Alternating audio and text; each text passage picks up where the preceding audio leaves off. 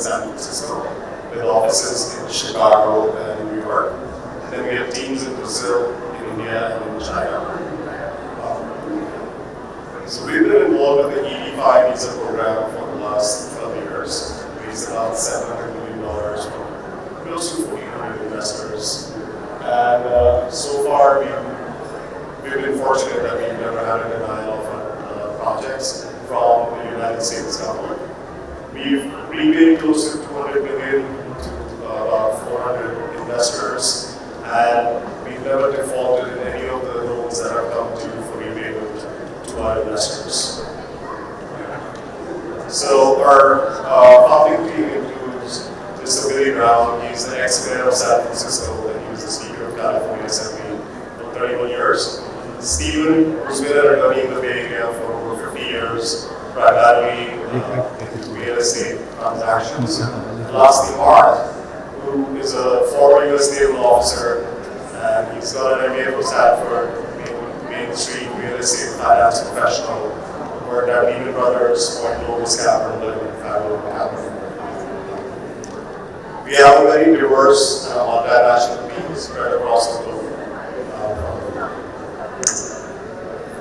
From India, from China, Korea, Japan, and of course the United States.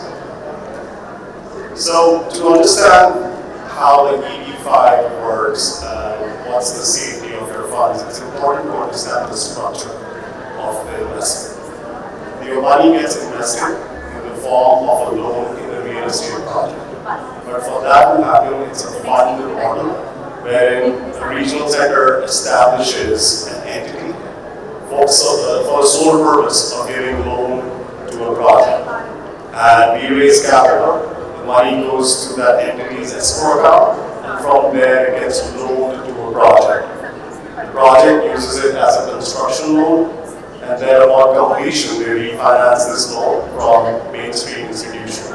And then they repay to the entity, and from there it goes back to the investors. So this is a very simplified version or a short form version of what the process looks like. Your EB-5 journey gets started by making an investment into the LLC I was just talking about. Post that, if you're in the United States, you are eligible to get a work authorization, you get to live in the United States, and you get a green card. If you're outside the United States, then you remain outside or you can visit on a visitor's visa, and upon approval, you go for a counseling interview. And post that, you get a conditional green card. After that, you're eligible for repayment of your capital, which is usually locked in between 4 to 6 years, depending on the structure of the project you're investing in. So it's not that you invest your money and it's gone forever. It's a loan, which is repayable in 4 to 6 years. After that, you get an unconditional green card. Now, a conditional green card is an easy, simplified way to explain that is it's a temporary green card which is given just by going through the narrative of your source of funds that you invested in the project and the business plan for the project. There's nothing physical that USCIS is looking at this stage. At the stage of unconditional green card is when USCIS, or the United States government actually sees where your money is going. The construction of the project happened, it created American jobs, and they removed that. And you get an unconditional green card. And if you want, after 5 years of getting a conditional green card, you can also apply for US citizenship. So EB-5 is not only a pathway to US permanent residence, it's a pathway to US citizenship. So EB-5 in general has many advantages, and I'll come to that, but during my panel also explained there are multiple stages of an immigrant, first generation immigrant in the United States. For a lot of people, it starts as starting off as a student. Then you go on to work, and then you eventually get a green card. Now, what EB-5 does for international students is, it grants them more internship opportunities. First of all, it takes away the need for a student visa. So you're free to study in any university of your choice without the need of a student visa. The next thing is, it is very important for students to get internships. But unfortunately, if you're on a student visa, you are restricted to the field of study. Your hours are restricted, whereas a green card gives you unrestricted opportunities to carry out with any kind of internship you please. So you can diversify your experience. Now, these internships then end up resulting in full-time employment once you graduate. It also gives you a bigger pool of employers because in today's world of AI and everything being automated, every employer in the US asks you one question when you're applying for a job. Will you need employment sponsorship? As soon as you check that off, your resume doesn't even make it to HR. And that's the biggest problem. Right there, 80% of the employer pool is gone. So you're only stuck with people who are ready to sponsor visas for international students. Additionally, the biggest problem for international students, or the biggest barrier to entry, is the H-1B visa lottery. H-1B visa is a work visa. If you're a student, you graduate, you find a job, impress your employer, they're willing to file an H-1B visa application for you. Now the problem with that is that every year there are about 300,000 to 400,000 applications, but the quota is only 85,000. So 2/3 or 3/4 of the applicants that graduate from universities, find an employer, get them to sponsor their visa, have to exit the United States despite doing whatever they could in their power to remain in the United States. And lastly, not every profession qualifies for H-1B visa. So if someone wants a career in music or acting or fashion, there are very limited visa opportunities, and therefore you are restricted to mainstream professions like lawyers, doctors, engineers, etc. Whereas if you are an EB-5 visa holder, you get a green card, you have the freedom of profession beyond the scope of work visas. Now moving on to the advantages for H-1B visa holders. So like I said, 2/3 to 3/4 of the people don't even make it to this stage, right?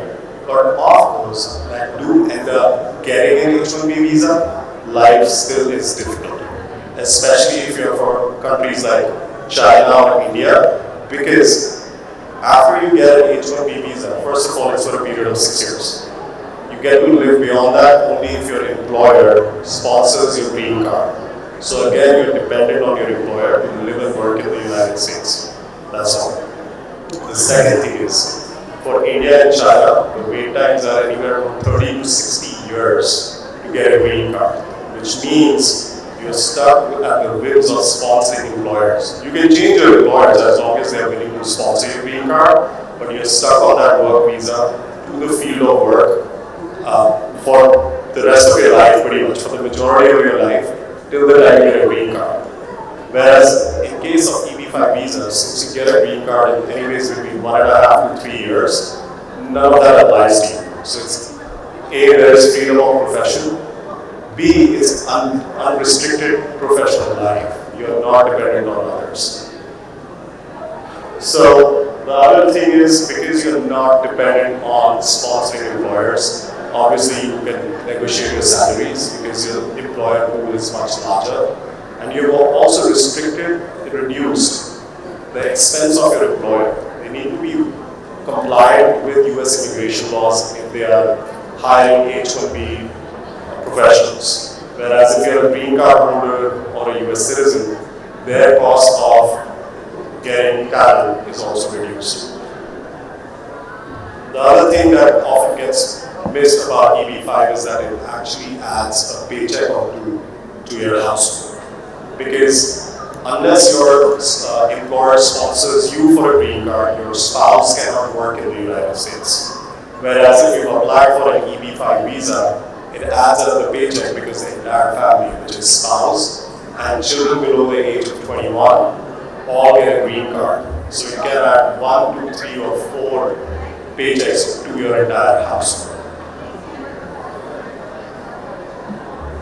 Another issue that most people on H-1B visa face is that, especially today it's true, with the Amazon and Twitter and all these layoffs. If you're laid off as an H-1B sponsored professional, you have 60 days to find alternate employment. But here's the thing, there is an industry-wide layoff. If Amazon is laying off, and so is Twitter, so is Meta, the likelihood of finding alternate employment within 60 days is next to nil. Which means not only do you lose your job and your paycheck, you also lose the ability to live and work in the United States. And for those who have children, their children will also have to leave the United States, which may result in losing an entire school year. Whereas if you have an EB-5 green card, again, none of that is applicable. There is no ticking time bomb just because you get fired, you need to find an alternate employer. And lastly, no aging out of children. And this is increasingly becoming an issue. So under H-1B visa and other non-immigrant visas, your children can only live with you till the age of 21. After that, they need to fend for themselves. As a result, if you delay filing an EB-5 visa application, you may just find that as a husband and wife, you get a green card and your children don't. So if your child is below the age of 21, gets a green card, the entire family gets to live together. Which, if you're on a work visa and your child ages out, then they have to figure it out, go through the H-1B lottery again. So these are the negative aspects that are fueling EB-5 visa industry. The positives are that EB-5 visa, the recent changes are very investor friendly.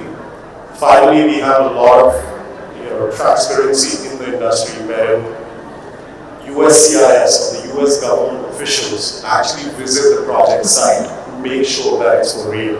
They go through the offering documents, go through the capital stack to make sure that there are financial institutions involved, there is enough funding for the project, and the project is viable.